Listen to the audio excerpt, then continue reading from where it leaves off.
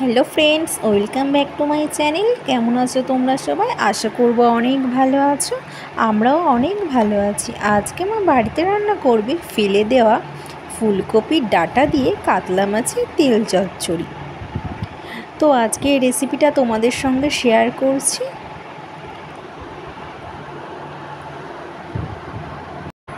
আমাদের এই যে ফুলকপির কচি কচি ডাঁটা, দেখো কি সুন্দর লাগছে।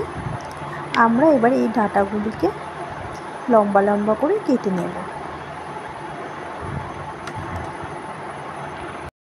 আমরা এখানে ফুলকপির ডাঁটাগুলিকে লম্বা লম্বা করে কেটে নিয়েছি।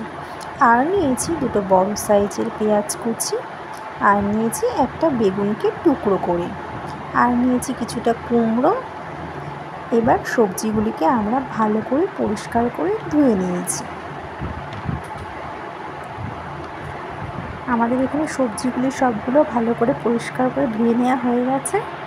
আর নিয়েছি আমরা কাতলা মাছের তেল, সাদা তেলটি ভালো করে পরিষ্কার করে নিয়েছি। লক্ষ্য রাখতে হবে যাতে পিত্তটা না গলে যায়, তাহলে তেতো হয়ে যেতে হবে। এবার ফুলকপির ডাঁটাগুলি একটু ভাপ দিয়ে নেব। আমরা এখানে ফুলকপির ডাঁটাগুলিকে সামান্য একটু লবণ দিয়ে জল দিয়ে ভাপ দিয়ে নেব।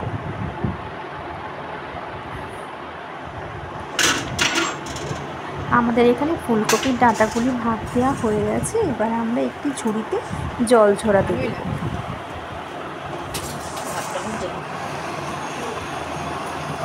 ভাপটা দিয়ে দিলে একটু ভালো হয়, যেহেতু ফুলকপির ডাঁটার থেকে হালকা হালকা গন্ধ বেরোয়। এর জন্য আমরা ফুলকপির ডাঁটাগুলিকে হালকা করে ভাপ দিয়ে নিয়েছি।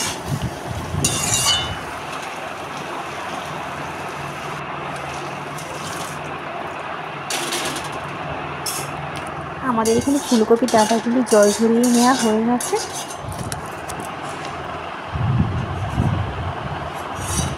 এবার আমরা একটি কড়াইতে 2 চামচ মতন সরিষার তেল নিয়েছি। এবার তেলটিকে প্রথমে গরম করে নিতে হবে। গরম করে নেওয়ার পর দিতে হবে 5 ফোড়ন, শুকনো লঙ্কা, একটু নেড়েচেড়ে নিতে হবে। আমরা এখানে 5 ফোড়ন শুকনো লঙ্কাকে একটু ভালো করে নেড়েচেড়ে নেব। ভালো করে নেড়েচেড়ে নেওয়ার পর আমরা এখানে দেব যে পেঁয়াজগুলি কেটে রেখেছিলাম, ওই পেঁয়াজগুলি ওই ফোড়নের মধ্যে দিয়ে দেব। এবার ভালো করে একটু নেড়েচেড়ে নিতে হবে।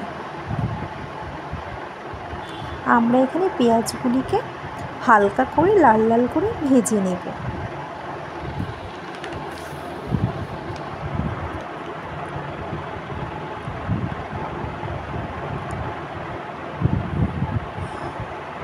আমরা এখানে খুন্তি দিয়ে ভালো করে পেঁয়াজগুলিকে নেড়েচেড়ে নেব।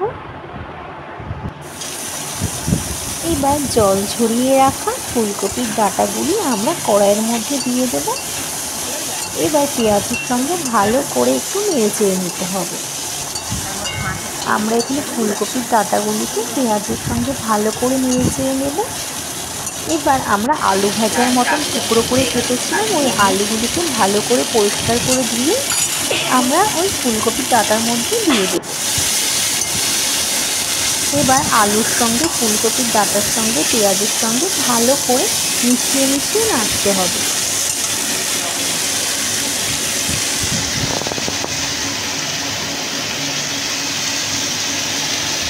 ভালো করে মিশিয়ে মিশিয়ে নাড়তে হবে।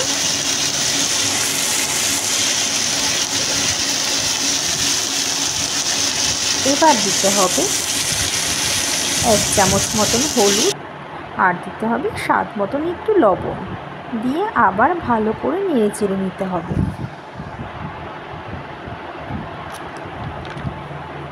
আমরা এখানে ভালো করে নেড়েচেড়ে নেব।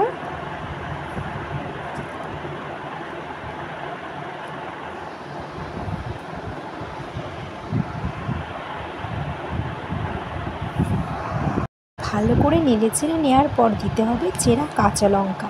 কাঁচা লঙ্কাগুলি দিয়ে ভালো করে আবার মিক্সড করে নেড়েচেড়ে নেব। এবার দিতে হবে কুমড়ো বেগুনের টুকরোগুলি। আমরা প্রথমে কুমড়োগুলি দিয়ে ভালো করে একটু নেড়েচেড়ে নেব। এবার দিয়ে দেব বেগুনের টুকরোগুলি। বেগুনের টুকরোগুলি দিয়ে ভালো করে মিক্সড করে নেব।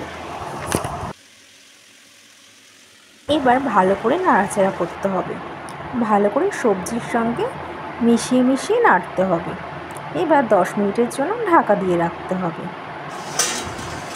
10 মিনিট বাদে ঢাকনা তুলে আবার ভালো করে নাড়তে হবে। আমরা এখানে ভালো করে মিশিয়ে মিশিয়ে নাড়ছি।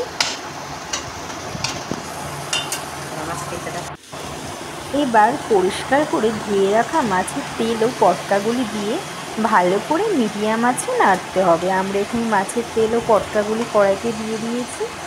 এবার ভালো করে মিশিয়ে মিশিয়ে নাড়তে হবে, যাতে সবজিগুলির সঙ্গে খুব ভালোভাবে মিশে যেতে পারে। মিডিয়াম আঁচে রেখে নাড়তে হবে। ভালো করে মাছের তেলটিকে মিশিয়ে মিশিয়ে সবজির সঙ্গে নাড়তে হবে।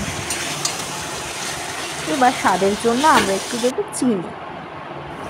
চিনি দিয়ে আবার ভালো করে মিশিয়ে মিশিয়ে নাড়তে হবে মিডিয়াম আঁচে, যাতে খুব ভালোভাবে মিশে যেতে পারে। আর দেখতে হবে সবজিগুলি ভালোভাবে সিদ্ধ হয়েছে কিনা। মিডিয়াম আঁচে ভালোভাবে নাড়তে হবে। 10 মিনিট বাদে সবজিগুলির সঙ্গে ভালোভাবে মিশে যাবে, তখন বুঝতে হবে মাছের তেল তৈরি হয়ে গেছে। আমাদের মাছের তেল এবার একটি পাত্রে আমরা নামিয়ে ফেলব। তো আমাদের তৈরি হয়ে গেছে মাছের তেল। আমরা একটি পাত্রে নামিয়ে ফেলছি।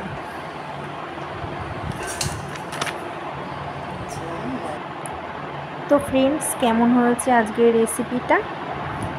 ফেলে দেওয়া ফুলকপির ডাঁটা দিয়ে কাতলা মাছের তেল চচ্চড়ি। এই তেল চচ্চড়ি দিয়েই এক থাল ভাত খাওয়া হয়ে যায়, আর অন্য কিছুর প্রয়োজন পড়ে না। আজকের ভিডিওটা কেমন হয়েছে? যদি ভালো লেগে থাকে অবশ্যই লাইক সাবস্ক্রাইব করে পাশে থেকো।